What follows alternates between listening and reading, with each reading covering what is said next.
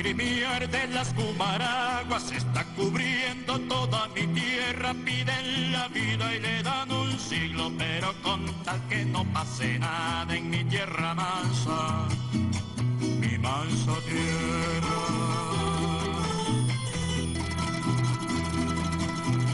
Yo sé que un día tuviste sueños, no viste un río cuando pequeño, pero tu alma se te alegraba con la llegada del vendaval. Huellas cansadas tienen tus pasos. Ali Primera, canción mansa para un pueblo bravo. ¿Sí te gusta Ali Primera? Sí, claro. No te criaste con eso, ¿no? ¿Ah? No te criaste con No, eso. sí lo escucho. Se representa a la izquierda. No, yo lo sé, claro. Fíjate que es interesante porque más allá de las cosas del tema de coyuntura, en este momento en Venezuela se da un fenómeno interesante. Acción Democrática y COPEI no aparecen en el tarjetón electoral, están subsumidos en la llamada tarjeta de la unidad. Y aparecen las tarjetas de Primero Justicia, Voluntad Popular, Un Nuevo Tiempo, los nuevos partidos, y el candidato, Capriles Radonsky, que es un hombre que viene de ser presidente de la Cámara de Diputados, electo en las filas de COPEI en su primera oportunidad, es un hombre que viene de las clases altas, pues hijo de una familia de empresarios. En tu caso también es un hombre que no viene de la vida tradicional de partido, sino se te asocia más bien a grupos económicos, a factores de lo que llaman la alta sociedad venezolana. Claro, pues, Y hay quienes interpretan que es que con Chávez, llamémoslo así, la alta burguesía se dio cuenta de que los partidos políticos tradicionales ya no le eran útiles y decidió ir directamente por el poder, prescindiendo de los partidos políticos tradicionales, en la cuarta, recibiendo su apoyo, pero colocando a sus hombres adelante. Y entonces así como vemos a ricos buscando votos entre los pobres. ¿Qué piensas tú de ese análisis? Bueno, lo primero, ya que tú me preguntas de dónde vengo, ¿no? Mi bisabuelo fue un hombre que estuvo preso por Gómez, estuvo 14 años preso, luego estuvo en el exilio. Mi abuelo se tuvo que criar fuera de Venezuela, 17 años fuera del país, un hombre entregado al país. Mi padre también, servidor público. Yo vengo de una familia que siempre hemos estado vinculados a hacer patria, a hacer país, a buscar de alguna u otra manera a que nuestro país salga adelante. Yo creo que es un error plantearse la política entre los que tienen y los que no han tenido las oportunidades. Yo no te puedo negar que yo sí tuve la oportunidad de estudiar. Es la misma oportunidad que yo quisiera que tuviesen todos los jóvenes y todas las familias de Venezuela. Yo creo que es un error plantearse un país en donde hay unos que se quedan estancados y otros que tienen oportunidad, más bien que todos puedan surgir. Y yo le he dedicado toda mi vida al sector público y a trabajar en función de que nuestro país esté mejor. Como te lo decía, fui alcalde 8 años y ahí están las obras que quedaron. Tú me preguntabas esta mañana, bueno, ¿dónde nadas tú? En una piscina que construimos, una piscina pública que construimos durante mi gestión como alcalde, y yo quisiera que la Venezuela que vamos a comenzar a construir a partir del año 2013 sea una Venezuela que una a los venezolanos, te lo he dicho varias veces, sí, en función de los logros y la solución a nuestros problemas. Fíjate que tú estudiaste en Harvard, ¿no? Sí. Estudiaste economía allá, ¿cierto? Sí. Un máster. Te viniste aquí a trabajar en PDVSA, ¿no? En aquel entonces tu mamá tenía un alto cargo allí en PDVSA, ¿no? Y de ese episodio surgió un asunto que tuvo un alto costo personal, político, con el tema este de la inhabilitación, que es público y notorio. Y era un tema que había sido ventilado fundamentalmente por voceros del chavismo, que recordaba, mira, Leopoldo López recibió, siendo su mamá directiva de PDVSA, a través de Leopoldo López se emitió un cheque a favor de Primero Justicia, organización de la cual simultáneamente tú eras directivo, ¿no? Que es un cheque que recibió Julio Borges, ¿no? Esto incluso lo sacó Diosdado Cabello en la Asamblea Nacional, lo mostró el cheque y tal. Pero ahora resulta que no es solamente desde el chavismo, sino desde sus propios aliados, en el seno de la Mesa de la Unidad, donde está Acción Democrática. Henry Ramos Ayub está enrostrándole a Primero Justicia eso, a partir de un artículo que escribió Juan Pablo Guanipa, dirigente de Primero Justicia en el Zulia. Él le recrimina que Juan Pablo Guanipa haya tenido memoria larga para acordarse del caso de los jeeps de Siliberto, y escribe lo siguiente, ¿no? Ramos Ayub. Respondí esas alusiones lacónicamente mediante nota que envié a algunos medios a través de la red. Expresé al concejal Guanipa que me extrañaba su memoria difusa, como para recordar solo el caso de los jeeps de Siliberto, denunciado a comienzos del 89 por un monto alrededor de 35 millones de bolívares, buena memoria larga, pero en cambio no recordaba, mala memoria corta, el caso de desvío y malversación de fondos de PDVSA, trasegados vía Leopoldo López en 2 cheques por 85 millones de bolívares a favor de Primero Justicia, cuya recepción firmó Julio Borges el 23 de diciembre de 1998. Esto fue poco después del triunfo de Chávez en las elecciones. Ambos casos censurables, el de los GIA a favor de los activistas innominados de ADE y el desvío de fondos de PDVSA a favor de Primero Justicia y dirigentes con nombre y apellido, constituyeron hechos lesivos al patrimonio público, dieron lugar a diversas medidas judiciales y de la Contraloría y siguen colgando en los tribunales en espera de sentencias definitivas. ¿Qué es lo que pasa en el seno de la MUT? ¿Se están matando cuchillos allá adentro? Bueno, ¿Cómo es esa guerra, chico? Me obliga a aclarar el caso, ¿no? Primero comienzo por allí. Ese es un caso de 1996 que tiene que ver con un proyecto social de darle orientación en justicia de paz al oriente del país, particularmente en el estado Monagas, en el del Tamacuro y en el estado Bolívar. Un proyecto que se presentó, al igual que se presentaron muchos proyectos en ese momento de distintas organizaciones no gubernamentales. En ese momento, Primero Justicia era una asociación civil, no era partido político. Se aprobó el proyecto, se ejecutó, se llevó varias veces a Contraloría Interna, no hubo ningún indicio de pérdida patrimonial. Incluso yo tuve en un momento dado una conversación con el difunto Contralor General en ese momento y él mismo me reconoce que no hubo pérdida patrimonial. Lo que había era conflicto de intereses, porque tú eras una que no hubo pérdida patrimonial. O sea, el caso luego se utiliza políticamente para sacarme de la contienda electoral en el año 2008, cuando yo tenía 70% apoyo popular para ser alcalde metropolitano. Como no me podían ganar por los votos, tuvieron que inventar la inhabilitación. ¿Y ahora por qué Ramos Ayub hace lo mismo y dice lo mismo, el mismo argumento? Creo que está mal informado, por decir... un secretario general, el vicepresidente de la Internacional Socialista, desinformado. Debe estar desinformado y en su momento, pues entonces, no conocía el artículo, le explicaré con detalle de qué se trata para que pueda tener mayor precisión. Hay la percepción de que ustedes tienen allí un hervidero, ¿no? Que por supuesto frente a la elección, faltan 20 y pico días, no son abiertos, pero ya hubo la defenestración de William Ojeda, que sale denunciando el paquetazo, las intenciones neoliberales de ustedes, pues, de los que rodean a Capriles. Lo expulsaron, por cierto que ustedes tienen eso en común. Ambos fueron expulsados de Nuevo Tiempo. A ti te expulsaron también en el año 2008, ¿no fue? Mira, allí las cosas dentro de los partidos, porque se deciden dentro del partido. Lamentablemente el gobierno en este momento está recurriendo a una estrategia de querer meterse dentro de la unidad y generar, o dentro de lo que es una percepción de que hay gente saliéndose y abriéndose. Y es el caso de Hidalgo Bolívar, es el caso de David de Lima, es el caso de Ojeda, es el caso de la violencia que viene utilizando el gobierno en las distintas actividades, es recurrir a mentiras, es decir que Capriles está planteando un paquetazo, que está planteando medidas neoliberales, cuando ese no es el planteamiento que se viene haciendo, y eso es una agenda perdedora. Al final el gobierno lo que está presentándole al país es una estrategia de campaña perdedora, pero esto que tiene que recurrir a la mentira. No es el gobierno, que tiene que recurrir que tiene que recurrir a la mentira. No, me estás preguntando el caso Ojeda. No, pero yo lo estoy respondiendo el caso Ojeda. Estoy respondiendo dentro de un fenómeno que está pasando en el interior de las filas de la mesa de la unidad, que tienen esos escarceos así que se hacen ya públicos, ¿no? Ya que tú preguntas la unidad, te puedo decir que luego de muchos años, esto te lo digo de verdad, hermano, de todo corazón, en donde hemos tenido muchas diferencias, en donde no ha sido fácil juntar distintas corrientes de pensamiento, unas con una trayectoria larga, otras con una trayectoria más corta. En este momento estamos más unidos que nunca, porque nosotros fuimos a un proceso el 12 de febrero de este año, un proceso histórico, en el que fueron a votar 3 millones de personas para legitimar a nuestros liderazgos a nivel local, a nivel regional y a nivel nacional.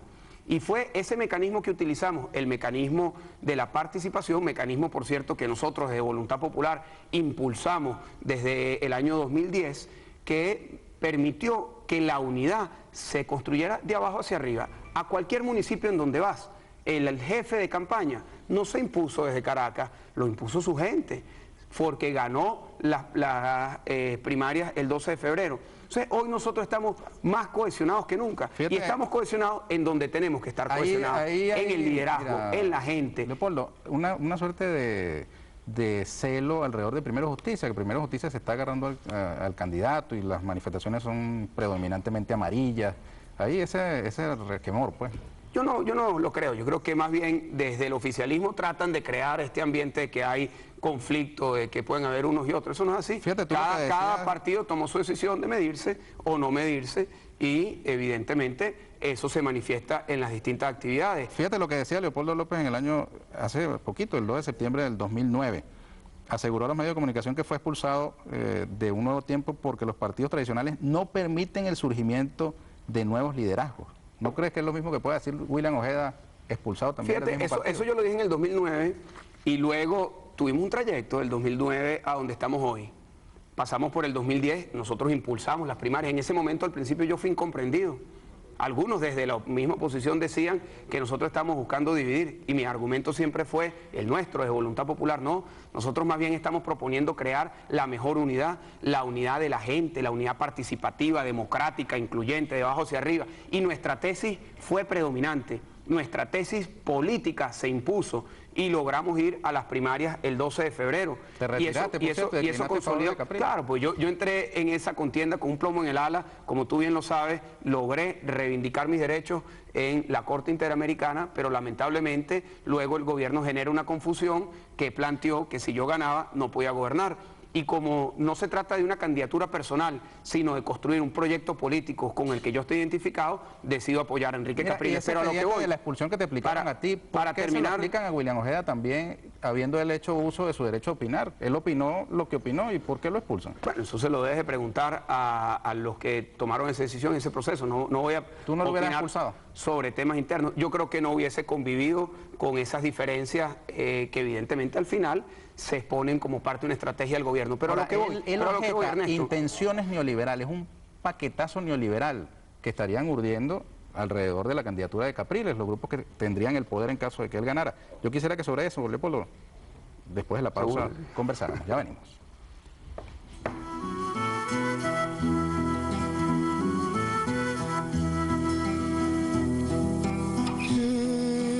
Estirando los brazos, abrió su boca de siglos y nos preguntó.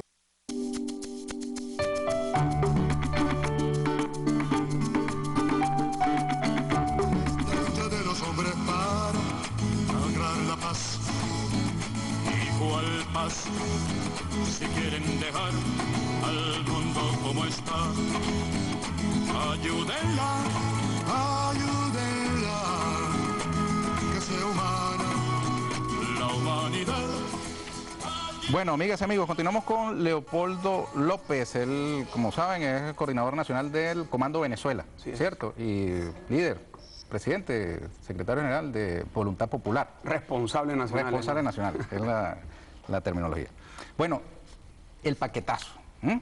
William Ojeda aparece denunciando intenciones de aplicar un ajuste macroeconómico de corte neoliberal en caso de Enrique Capriles Radonsky ganar la presidencia, que hay un grupo allí, él llama a un debate sobre eso, pues él está pidiendo un debate, lo expulsaron de Únete.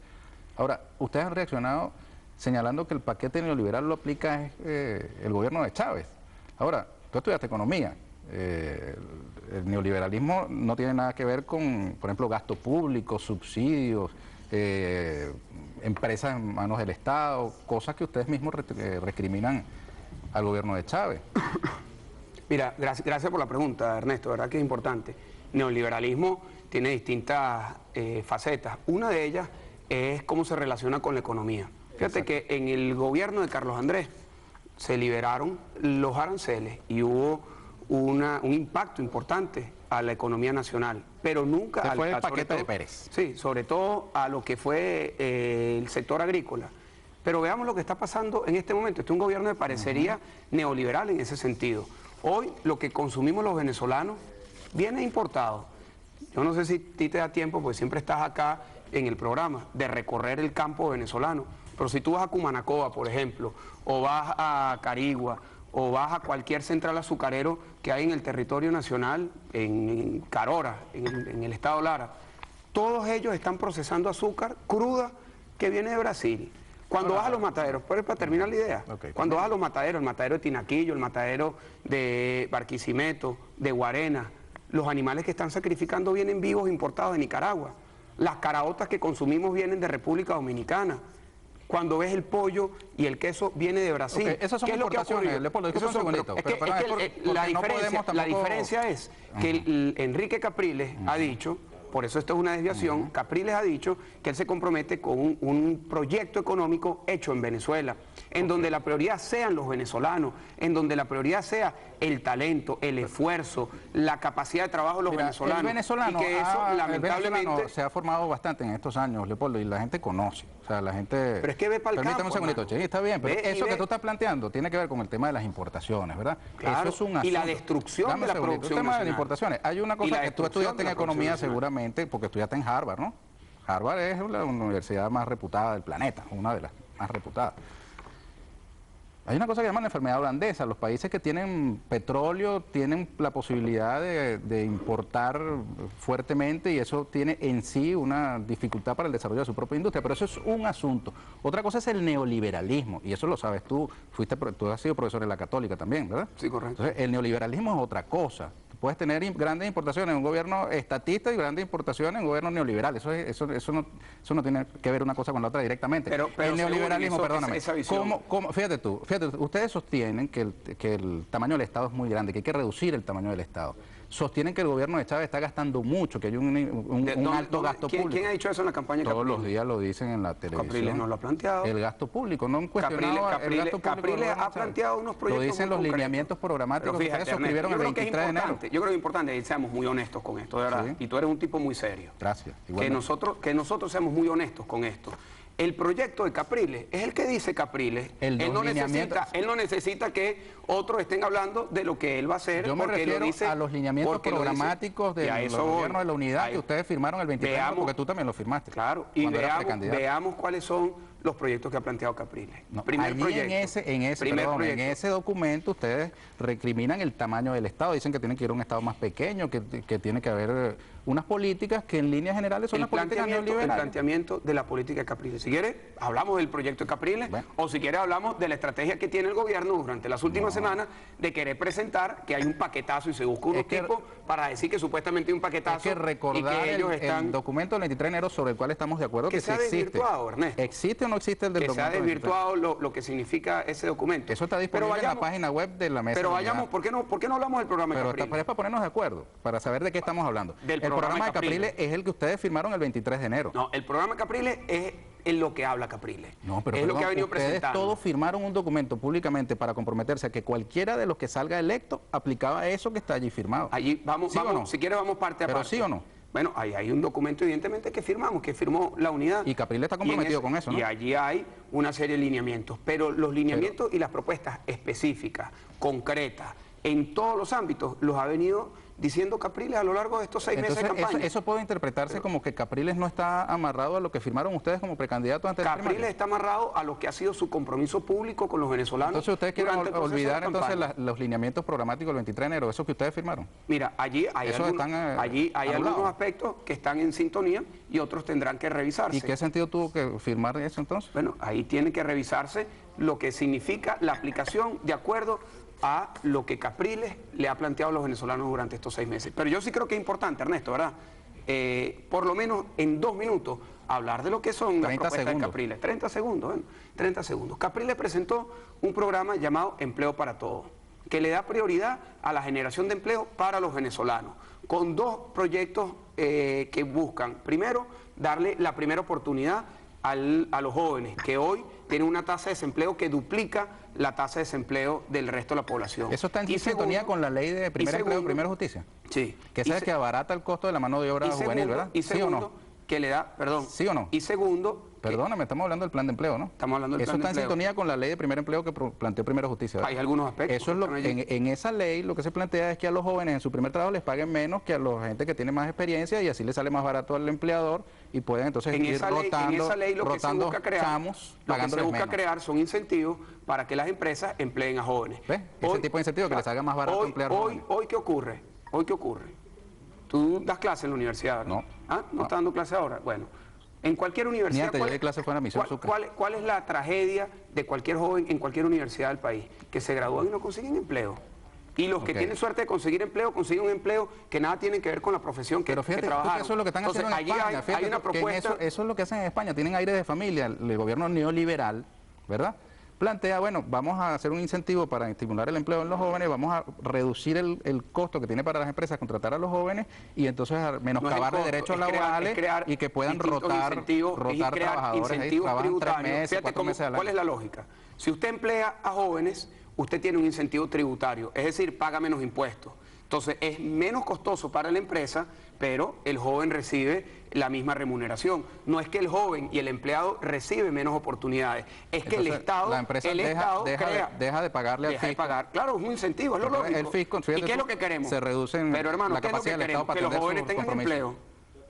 Que los jóvenes tengan empleo. Hoy estoy seguro que a esta hora, a las 7:33 de la y que el mañana, Estado tenga plata, por ejemplo, para pagar las pensiones. pero ¿no? hoy, en este momento, hay jóvenes que no deberían de estar viendo este programa, podrían de estar trabajando, pero están desempleados. Bueno, ahora y tú vas a todas las universidades del país, los que tienen la suerte de ir a la universidad, que son una fracción minoritaria, y no consiguen empleo. Por Hermano, cierto, tú que no me en puedes la negar famosa que el cuña, por desempleo cierto, es un problema serio que nosotros aquí no estamos tenemos negando absolutamente nada, Leopoldo, pero permíteme. El segundo pilar de la pero propuesta. espérate un segundo, ya que menciona el tema de las universidades, ustedes hacen una cuña, aquella famosa cuña, y aparece un muchacho de la UNEFA, con un uniforme de la UNEFA. Están reconociendo ustedes, por ejemplo, en el caso de la UNEFA, que ahora hay 200.000 estudiantes allí. Aquí este gobierno ha ampliado la matrícula universitaria, le ha abierto posibilidades. Yo estuve dando clases hace poquito, que tú mencionabas, era en la Misión Sucre, los muchachos que están accediendo a la universidad. Eso es un reconocimiento tácito de que aquí ha habido una expansión del derecho a la educación. Y yo estoy de acuerdo con eso. Y yo creo que eso ¿Tú reconoces que se ha expandido entonces yo creo que eso es la matrícula positivo. universitaria? Totalmente. Yo creo que ha sido positivo haber expandido las oportunidades de educación.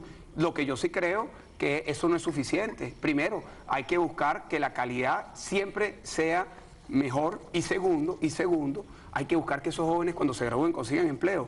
Así es. Hay que buscar que esos jóvenes que se gradúen de la UNEFA, de la Bolivariana o de cualquier universidad, cuando se gradúen consigan un empleo estable, un empleo que les permita consolidar una familia.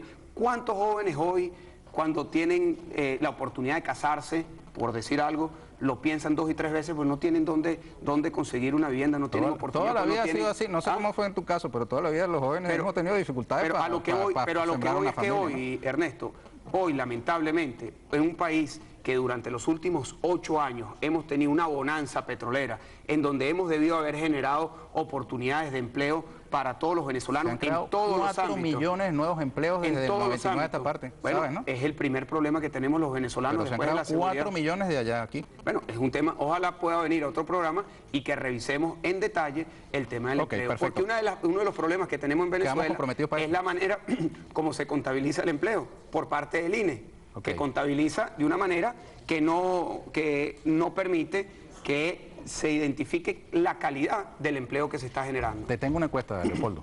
Data Análisis, del 3 al 8 de septiembre del año 2002. Aquí dice, intención de voto por Chávez y Capriles. Chávez, 41%.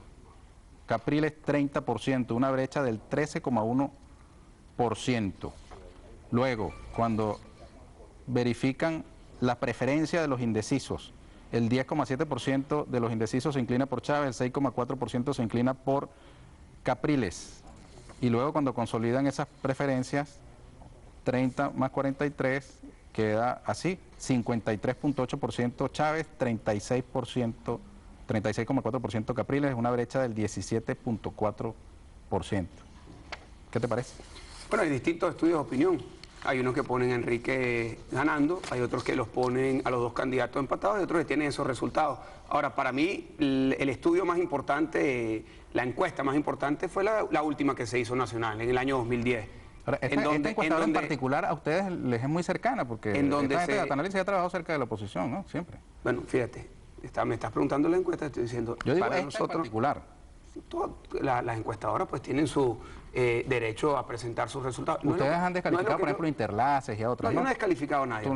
Desde la mesa de la unidad, pues. No he descalificado a nadie, ni hemos descalificado a nadie. Aquí cada quien tiene su derecho a presentar su información. Lo que sí te puedo decir es que lo que yo palpo, lo que vemos, los que hemos participado en esta campaña, es una fuerza, no es una emoción, es una energía muy positiva en todos los pueblos de Venezuela que nos llevan a nosotros a concluir que sin ninguna duda el próximo 7 de octubre Perfecto. Enrique Capriles va a ganar. Mira, Leopoldo, Enrique Capriles ha el recorrido simulacro. 200 pueblos en lo que va de campaña del 1 de julio. Una campaña llena de entusiasmo, una campaña llena de energía, una campaña llena de propuestas, llena de futuro. Y yo estoy convencido que eso se va a materializar el 7 de octubre en una victoria electoral. El simulacro, tú dijiste que el gobierno movilizó, el Partido Socialista Unido, el Comando Carabobo movilizó su gente para este simulacro del 2 de septiembre, pero que supuestamente Capriles lo ganó, porque supuestamente esa gente que fue movilizada por el chavismo terminó votando por Capriles. ¿En qué te basas para decir eso? Bueno, fíjate, a mí me hicieron, a ver, hablemos brevemente. Rapidito, porque el coordinador está bravo ya.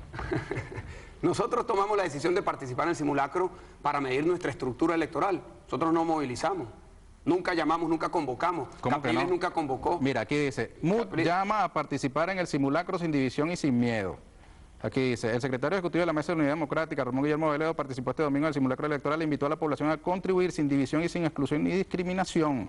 Recordó que el voto es seguro y secreto y llamó a no tomar en cuenta las informaciones sobre la vulnerabilidad del mismo. Fíjate, allí el Comando Venezuela, eso fue el día de la votación, que Abeleo fue y expresó su opinión ese día, pero el Comando Venezuela, nosotros no movilizamos nuestra estructura de movilización, de gente para ir a votar. ¿Y dónde queda la coherencia entonces entre ustedes y la Mesa de la Unidad? Lo que sí nosotros medimos ese día fue nuestra estructura electoral, nuestros testigos, nuestros coordinadores, y cumplimos con nuestra meta al 100%. Y el proceso de acreditación de testigos comienza el jueves y vamos a cumplir con el 100%. Vamos a tener presencia en lugares en donde en el pasado jamás teníamos presencia. ¿Qué midió el oficialismo?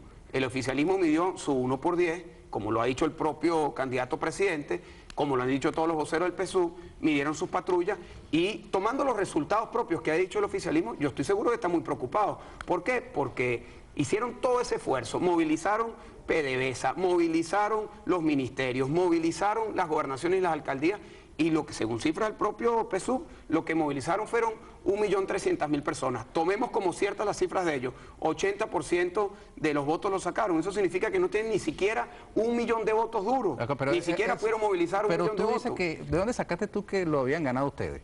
Porque a mí me preguntan en una en una rueda de prensa, ¿qué opina usted de unos estudios de opinión que dicen que ganaron? Y yo digo, mire, si eso es así, será porque las personas que fueron movilizadas por el oficialismo votaron por Capriles, porque nosotros no movilizamos gente. Coherente con lo que te estoy diciendo en este momento. O sea, que tú no tienes base cierta para decir que en el simulacro ustedes obtuvieron... Es que busca la rueda de prensa, yo jamás dije eso. Dije lo que te estoy diciendo... ¿Será que te tergiversaron? No, dije lo que te estoy diciendo en este momento. Que yo no tengo duda que eso es así, ojo. Que yo no tengo duda que hay mucha gente que se pone la camisa roja, que los obligan a ir a votar y van a terminar votando por Capriles, como pasó en el 98. Estoy seguro que en el 98 algunos partidos tradicionales buscaron movilizar su voto y votaron en ese momento por Chávez. Mira, vamos y a eso recordar... va a pasar el 7 de octubre, mucho de la estructura que se va a movilizar del Estado, que va a contabilizar el PSV como suyo, van a terminar votando por Enrique Capriles. Y les digo a los venezolanos, ganando Capriles, gana Venezuela.